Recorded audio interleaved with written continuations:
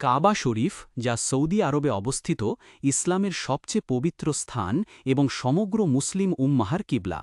পৃথিবীর যেখানেই মুসলমান থাকুক না কেন, নামাজের সময় সবাই এই পবিত্র ঘরের দিকেই মুখ করে দাঁড়ায়, যা আমাদের ঐক্য, ভ্রাতৃত্ব ও এক আল্লাহর প্রতি আনুগত্যের প্রতীক।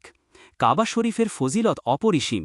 এটি সেই ঘর যাকে আল্লাহ তাআলা ইবাদতের কেন্দ্র হিসেবে নির্ধারণ করেছেন।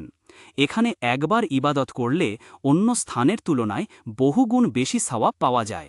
হজ ও উমরার সময় এই ঘরকে কেন্দ্র করে তাওয়াফ করা হয়, যা ইসলামের অন্যতম গুরুত্বপূর্ণ ইবাদত।